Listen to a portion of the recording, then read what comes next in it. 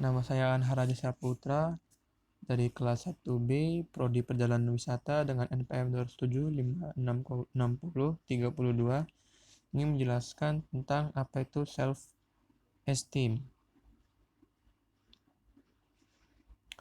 Istilah self-esteem diartikan pula sebagai kepercayaan diri atau keyakinan diri.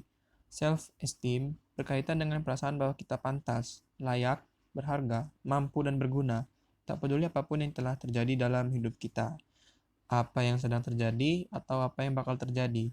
Self-esteem merupakan kumpulan dari kepercayaan atau perasaan tentang diri kita, atau persepsi kita, atau pandangan kita terhadap diri sendiri tentang motivasi, sikap, perilaku, dan penyesuaian emosi yang mempengaruhi kita. Dari uraian tersebut, dapat dikemukakan pula bahwa self-esteem berkenaan dengan yang pertama, kemampuan kita untuk memahami apa yang dapat kita lakukan dan apa yang kita telah dilakukan.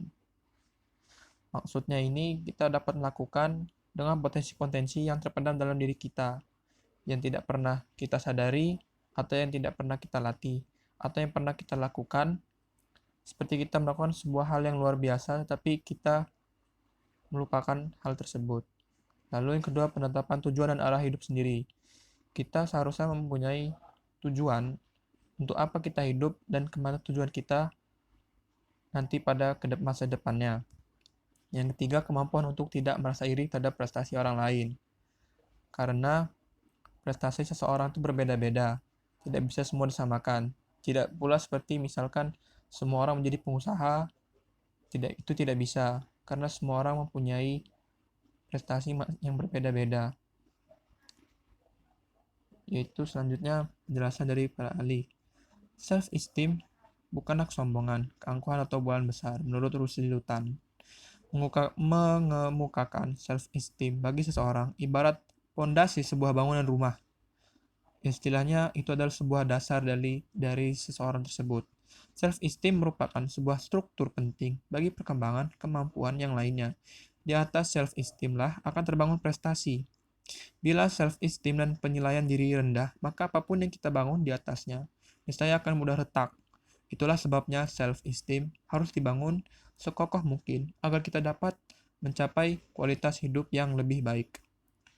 Yaitu, dan juga ada nantinya mengembangkan perasaan yang kuat terhadap menghargai diri sendiri dapat membantu Anda atau kita memaksimalkan potensi kita, mengembangkan hubungan yang sehat, dan membuat semua orang di sekitar kita melihat kita sebagai orang yang patut untuk dihormati.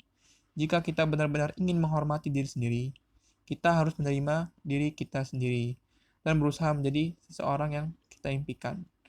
Berusahalah memahami cara untuk merasa bahagia dengan diri sendiri dan buatlah agar orang lain memperlakukan kita dengan pantas. Faktor yang mempengaruhi self-esteem. Self-esteem yang sehat bisa dibentuk dan dibina, ditumbuh kembangkan, yang tentunya dipengaruhi oleh beberapa faktor menurut Rusli Lutan.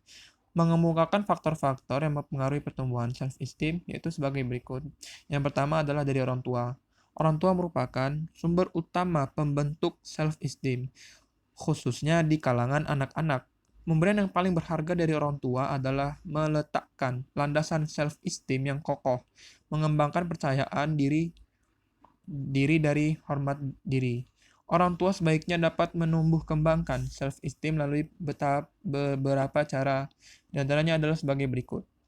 Kritik tertuju kepada perilaku, bukan kepada anak. Jadi, misalkan seperti anak itu nakal, bukan berarti itu adalah kesalahan anaknya. Jadi, tujulah pada perilakunya dengan cara kita mengkritiknya dengan pelan dan kita memberikan contoh. Lalu yang kedua, memberi perhatian kepada anak apabila mencapai hasil yang bagus. Ketika anak memiliki nilai yang bagus, kita harus memberi perhatian atau memuji karena prestasinya sudah dicapai. Lalu Anda memberikan penghargaan kepada usaha anak, bukan pada hasil akhir. Misalkan anak itu sudah belajar sekeras mungkin, tetapi tetap saja mendapatkan ujian yang buruk. Tetapi kita harus tetap menghargai usahanya karena dia sudah berusaha. Lalu lebih banyak menunjukkan kasih dengan memeluk, merangkul sambil mengutarakan kata-kata sayang. Lalu mengajak anak itu berkomunikasi dengan baik agar semakin lebih dekat hubungannya.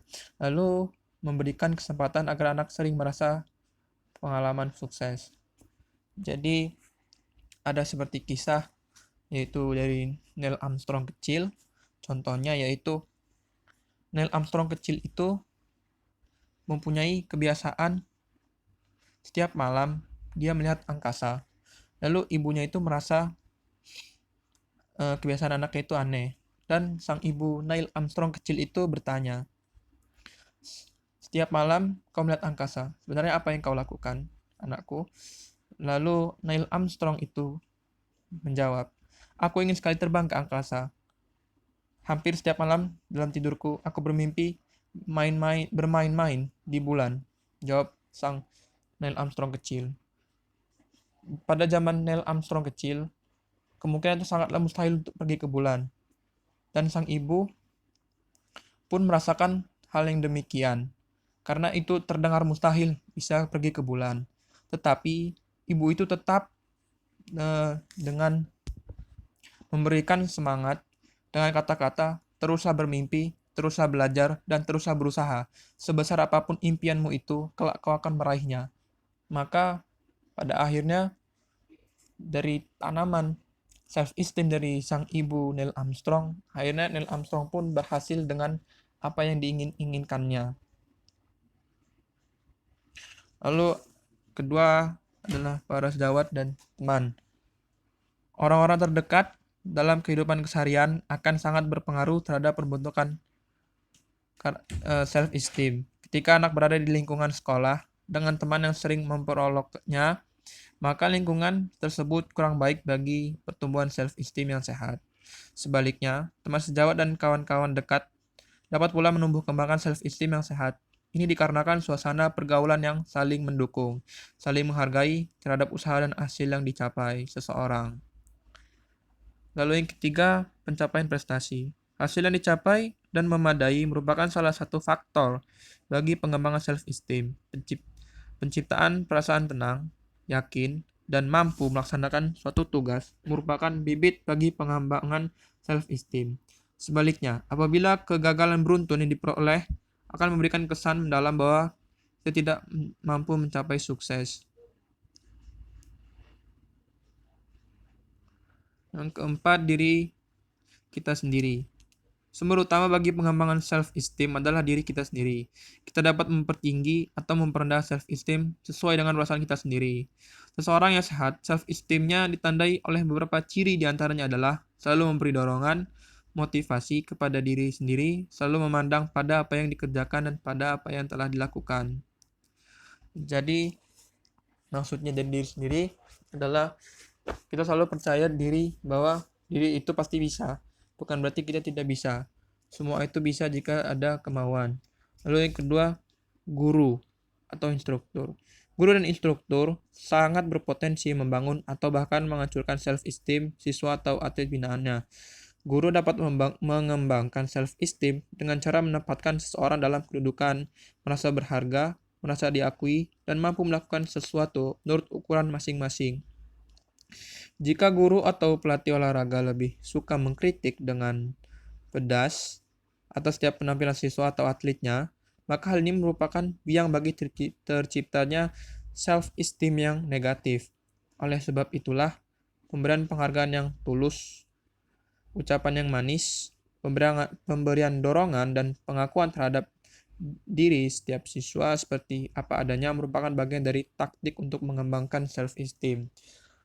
Jadi seharusnya guru selalu menghargai apapun yang murid itu bisa, bukan berarti murid itu tidak bisa, tidak untuk diperolokkan, tetapi untuk selalu diberi motivasi semangat agar murid itu bisa berkembang. Lalu ada cara menghargai diri sendiri.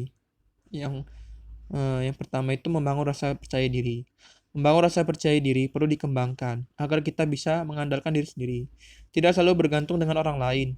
Dengan demikian, kita bisa menghargai kemampuan yang kita miliki. Misalkan kita pada saat ujian. Pada saat ujian, sebenarnya kita mampu mengerjakan sendiri. Kita tidak perlu mencontek kepada orang lain. Jika kita mencontek kepada orang lain, maka sama saja kita seperti tidak menghargai kemampuan yang kita diri sendiri. Padahal diri sendiri itu sebenarnya bisa jika sudah mempersiapkannya lebih awal. Lalu yang kedua, terimalah diri Anda. Buatlah diri kita merasa nyaman dengan diri sendiri. Belajar untuk mengasihi dan menerima diri kita apa adanya. Ini tidak berarti kita berpikir bahwa kita adalah orang sempurna, tapi kita harus belajar untuk menerima diri sendiri. Berbahagia dengan segala sesuatu yang kita sukai tentang kita sendiri. Dan terima bagian itu dari kita yang kurang sempurna, terutama sesuatu yang tidak kita dapat ubah. Jadi kita harus menerima apapun yang kita punya. Lalu yang ketiga adalah belajar untuk menerima kritikan. Belajar menerima kritikan itu penting dilakukan agar ketika kita melakukan kesalahan, kita mau untuk diberitahu bahwa hal yang kita lakukan salah. Misalkan, jikalau kita saja tidak mau diberikan kritikan, sedangkan kita melakukan kesalahan, kita merasa itu benar, padahal itu salah. Maka, jika kita tidak mau menerima kritikan dari orang lain, maka fatal akibatnya. Menerima kritikan itu juga bisa memperbaiki diri menjadi lebih baik. Lalu, yang B, melakukan tindakan yang menghargai diri sendiri. Salah satunya adalah dengan cara memperbaiki diri sendiri, yang berarti mengambil langkah untuk mencoba hal baru dan membuka pikiran kepada kemungkinan baru. Kita selalu membuka hal-hal yang baru, sesuatu yang belum pernah kita dengar, sesuatu yang belum pernah kita coba, sesuatu yang belum pernah kita rasakan. Lalu memperbaiki diri bisa berarti mengikuti kelas yoga, menjadi relawan untuk orang-orang yang membutuhkan bantuan seperti bencana alam, menghabiskan lebih banyak waktu untuk mempelajari sesuatu dari orang yang lebih tua yang Anda sayangi, yang kita sayangi. Seperti kita belajar kepada guru-guru kita atau belajar kepada orang-orang yang lebih ilmu daripada kita. Lalu belajar untuk melihat situasi dari berbagai pandangan, dari berbagai perspektif atau dari berbagai pandangan. Jadi kita belajar melihat sesuatu hal bukan dari pandangan kita saja, karena belum tentu pandangan kita itu sesuai dengan pandangan orang lain. Sebagai contoh, pandangan kita terhadap suatu kelompok itu adalah kelompok yang negatif. Padahal bagi pandangan orang lain, kelompok itu adalah sesuatu yang positif. Karena ada berbagai pandangan yang masuk atau yang didapatkan. Jadi kita harus bisa menerima situasi dari berbagai perspektif, membaca berita dan berusaha untuk mempelajari hal-hal baru. Sekian dari saya.